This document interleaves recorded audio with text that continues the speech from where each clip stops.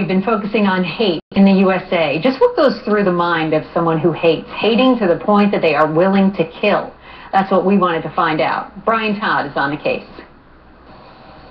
Randy, while law enforcement officials try to ascertain a specific motive for the shootings, we're getting some idea of the possible mindset, the lifestyle of the suspect from someone who says he's been in those shoes.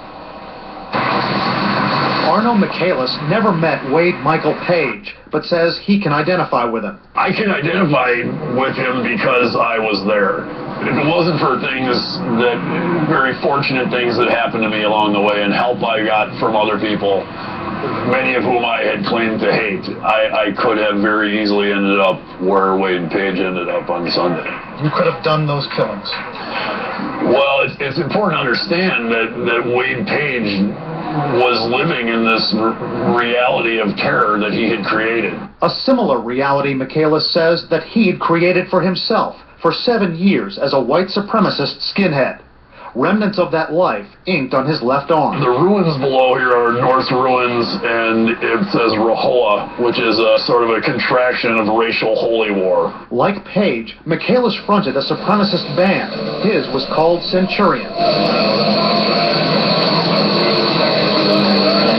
There wasn't a single episode that drove him into that life, Michaelis says. He says his parents were not racist, but that there was alcoholism and verbal abuse in his family, which made him want to lash out.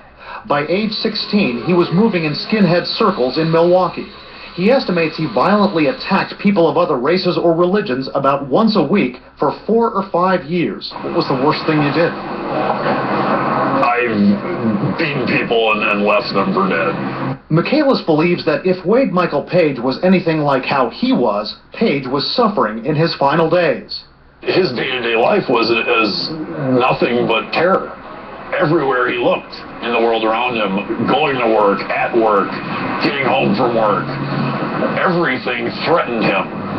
And when you are in that environment, there is no room for happiness. There is no room for joy. Michaelis says he attempted suicide twice. But in what can only be described as a twist in life, a seed was planted in Arno Michaelis to change. It came in a place he wouldn't have figured from someone he never could have imagined. He'd started going to McDonald's on paydays. He says he came upon an older, kindly African-American woman working behind the counter who greeted him warmly as she took his order. I was really kind of disconcerted. It was hard when black people were very kind to me when I was trying to hate them. Once, after getting a swastika tattooed on his middle finger, Michaelis went back into that McDonald's. He found himself trying to hide the swastika from that lady, but she saw it. She looked me right in the eye and she said, "I know you're a better person than that. That's not who you are."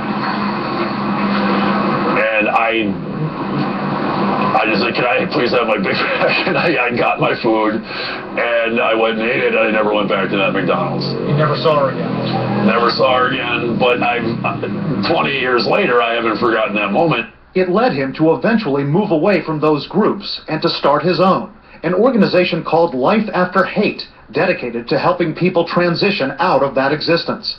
I asked Michaelis what he'd say if a supremacist was sitting across from him now, contemplating a similar horrific act. I would challenge them to think about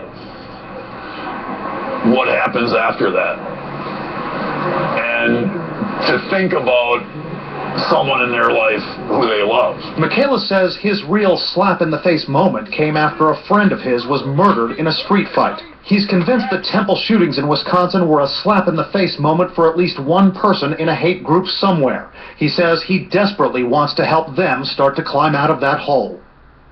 Michaelis says his real slap-in-the-face moment came when a friend of his was murdered in a street fight. He's convinced that Sunday's shootings were a slap-in-the-face moment for someone in a hate group somewhere. He says he's desperate to help them. He wants them to go to his website. It's called lifeafterhate.org, so they can start to climb out of that hole. Randy? Brian Todd, thank you very much. Coming up at 10 o'clock.